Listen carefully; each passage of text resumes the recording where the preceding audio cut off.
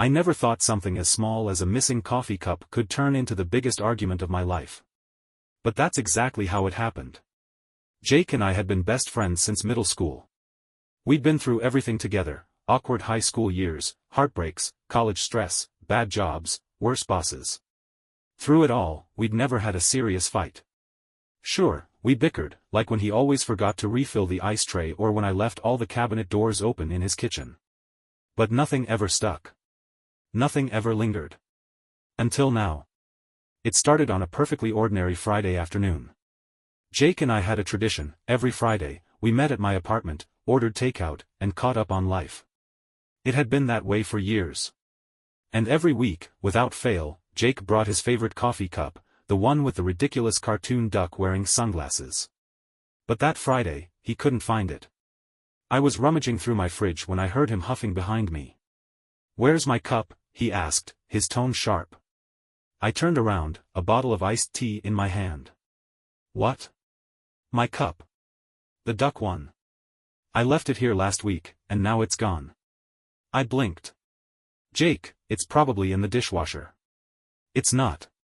"Well, maybe it's in the cabinet?" "I already checked." I shrugged. "Then I don't know, man. It's just a cup." "Wrong thing to say." Jake's face twisted in frustration. "It's not just a cup. I've had that thing since college. It was a gift from my sister. It means something to me." I rolled my eyes. "Jake, it's a mass-produced mug with a cartoon duck on it. I'll buy you another one." His jaw clenched. "It's not about the cup. It's about the fact that I trust you with my things, and now it's just gone." The tension in the room thickened. Was he seriously making this into a thing? Over a coffee cup? "Jake, you're overreacting. And you don't care about my stuff." That stung. I crossed my arms. "That's not fair. I care about your stuff. I care about you. But it's a cup, Jake. It's not like I burned your childhood photos or crashed your car." Jake let out a sharp laugh, but there was no humor in it. "You always do this." "Do what?" "Brush off the things that matter to me." I stared at him. "That's not true." "Isn't it?" He threw up his hands. "You never take anything seriously. Every time I bring up something that bothers me, you joke about it or dismiss it. Like now." I scoffed. "Because this is ridiculous. You're acting like I stole it just to spite you." He shook his head. "It's not just about the cup. It's about you never listening." The accusation hit harder than I expected. I opened my mouth, ready to fire back, but something in his face stopped me. He looked hurt. My best friend, the person who had always been on my side, was looking at me like I'd let him down. And that realization made my chest tighten. But I was too stubborn to back down. "If that's how you feel," I said, forcing my voice to stay even, "then maybe we should just take a break from these Friday hangouts." Jake flinched, like he hadn't expected me to say it out loud. "Yeah," he said quietly. "Maybe we should." And just like that, the fight was over. But the silence that followed felt worse than any argument. Jake left without another word, and for the first time in years, Friday night felt lonely. I told myself it didn't matter. It was just a stupid fight. We'd get over it. But as the days passed and Jake didn't call, I started to wonder, had I just lost my best friend over a missing coffee cup? The first few days after the fight, I was convinced Jake would call. That's how it always worked with us. We argued, cooled off, and then one of us would send a dumb meme or a sarcastic apology text. Then everything would go back to normal. But by Tuesday, my phone was still silent. By Wednesday, I was getting antsy. By Thursday, I was annoyed. Was he really that mad over a cup? Fine. If he wanted to be petty, I could be petty too. I typed out a text. Me, hey. Found your precious duck cup. Under my couch. Want me to drop it off? I stared at the message for a second before hitting send. It was a peace offering. Kind of. 3 dots appeared. Then they disappeared. I frowned. Then my phone buzzed. Jake, just throw it away. I blinked. Just throw it away? After all that drama? After practically accusing me of not caring about him because I lost his cup, he suddenly didn't want it anymore? My fingers hovered over the keyboard, a dozen different responses running through my head. Are you serious? So now it doesn't matter? Dude, what is your problem? But I deleted all of them. Instead, I just typed, okay. Then I tossed the cup in the sink and turned on the water, watching the soap bubbles rise. I didn't throw it away. Not yet. Friday rolled around, and for the first time in years, I didn't have plans. No takeout. No inside jokes. No Jake. I tried to distract myself. Cleaned the apartment. Did laundry. Finally fixed the leaky sink. But the whole time, my brain kept replaying our fight. You never take anything seriously. Was that really how he saw me? I sighed and grabbed my jacket. I needed fresh air. As I stepped outside, I nearly ran into someone. Jake. Standing on my doorstep, looking just as tired as I felt. For a second, neither of us spoke. Then he sighed and rubbed the back of his neck. Hey. Hey, I said. An awkward pause. Jake glanced at my apartment door. You, going somewhere? Just for a walk. He nodded. Mind if I join? I hesitated. A part of me wanted to hold on to my frustration, to make him work for it. But another part of me, the part that had missed him all week, just nodded. Yeah. Sure. We walked in silence at first. The streets were quiet, the air crisp. Finally, Jake let out a breath. I was a jerk. I glanced at him.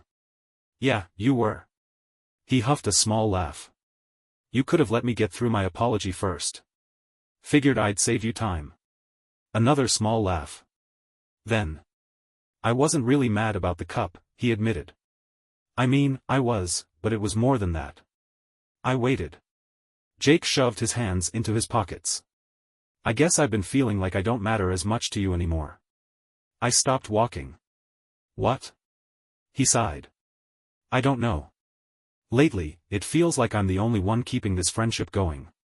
I always call first. I always make the plans. And whenever I bring up something that bothers me, you brush it off like it's not a big deal. I opened my mouth to argue. But then I thought about it. How many times had Jake been the one to check in first? To make sure we stuck to our traditions? And how many times had I taken that for granted? I didn't realize I was doing that, I admitted. Jake shrugged. Yeah, well. I should have talked to you instead of making it about the cup. I smirked. So you do still want it? He laughed. Maybe. Another pause. This one wasn't awkward. I missed you this week, I admitted. Jake smiled. Yeah. Me too. We stood there for a second before I nudged him with my elbow. So. Takeout? His eyes lit up. Absolutely.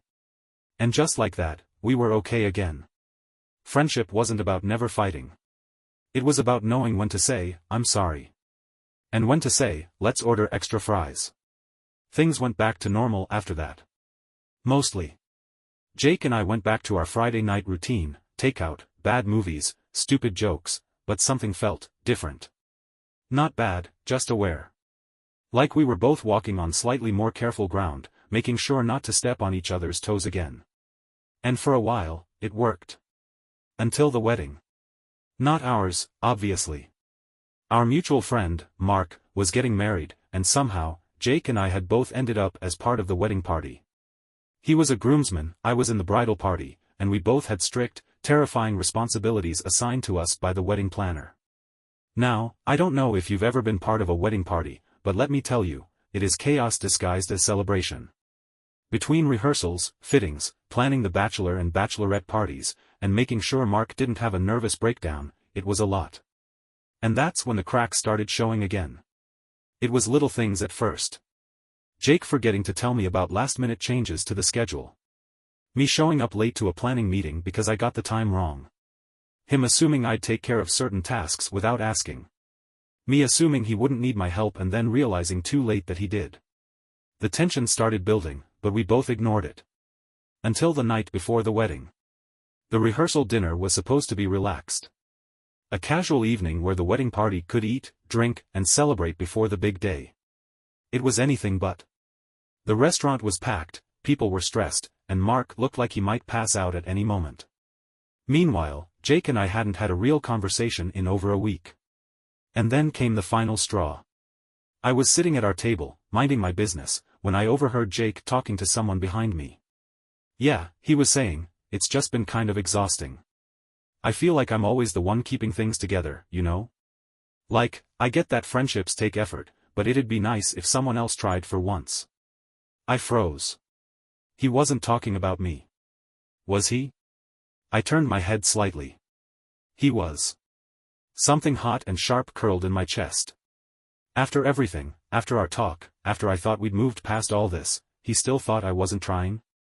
I stood up so fast my chair scraped against the floor. Jake turned, surprised. Hey, where are you? Excuse me, I said tightly, and walked outside. The night air hit me like a slap, cool and sharp. I took a deep breath. Then another. But I barely had time to process before Jake followed me out. Okay, he said, rubbing his temples.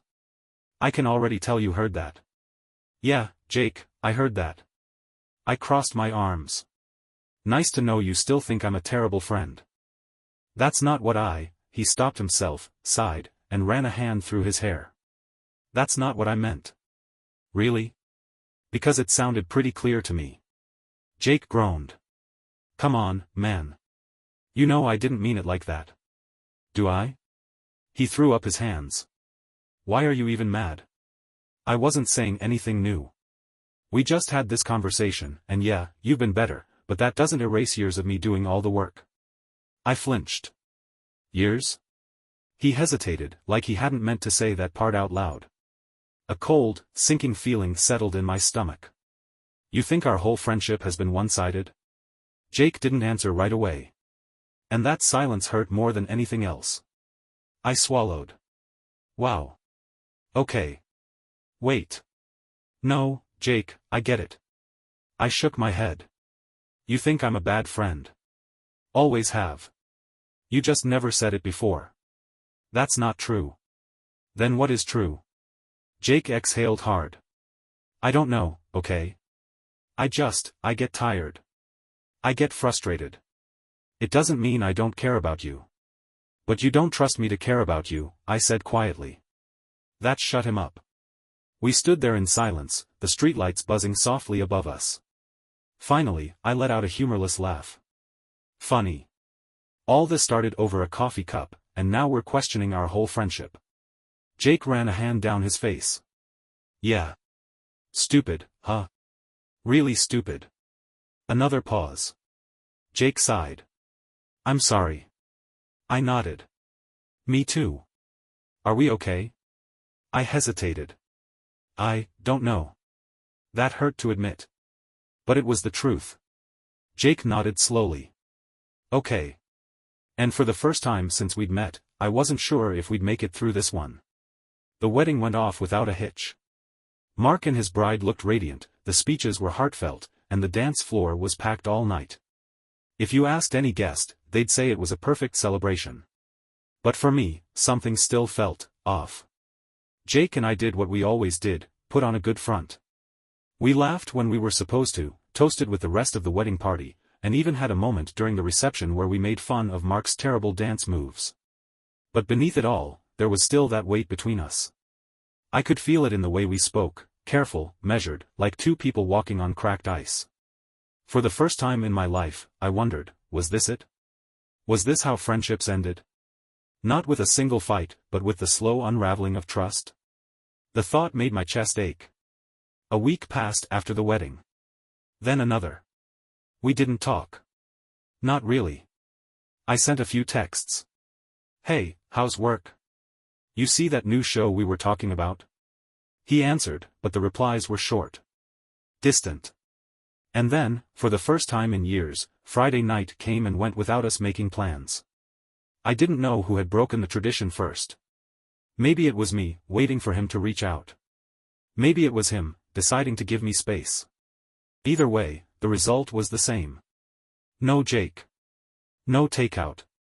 Just me, sitting in my apartment, staring at my phone like an idiot. I could have let it go. I could have taken the hint and let our friendship drift away, let it become one of those things people talk about in past tense. Yeah, we used to be close. But that thought made my stomach churn. I wasn't ready to lose him.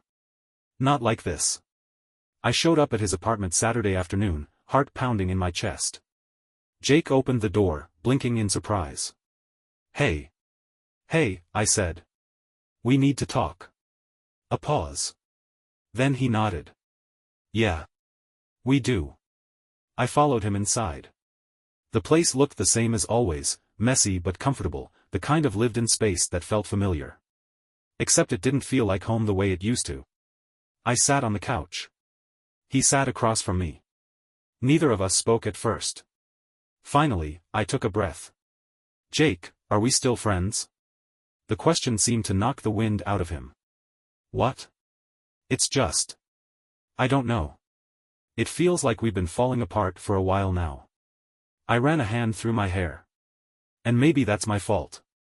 I know I don't always say things the right way. I know I brush stuff off when I shouldn't. But I do care, Jake. About you. About this friendship. And I don't want to lose that. Jake exhaled, rubbing his face. I don't either. Then what are we doing? I don't know, he admitted. I think. I got so used to being the one who held everything together that I didn't realize how much I resented it. I swallowed. And I got so used to you holding things together that I didn't realize I wasn't doing my part. He nodded slowly. Maybe we both messed up. I let out a short laugh. What a shock. Jake smirked. Yeah. Uncharted territory. The tension in the room started to ease. I don't want to lose you, he said. But I don't want to feel like I have to fight to be important to you, either. I nodded. And I don't want you to feel like that. So, what do we do? Jake thought for a moment. Then he grinned. We order way too much food and make fun of a terrible movie? I smiled. Sounds like a plan. And just like that, we were okay. Not perfect. Not magically fixed. But okay. Because friendship wasn't about never messing up. It was about choosing to try again. And as long as we kept choosing each other, I knew we'd be just fine. Thank you for watching the video, like it if you watched the video to the end and don't forget to subscribe. Have a nice day.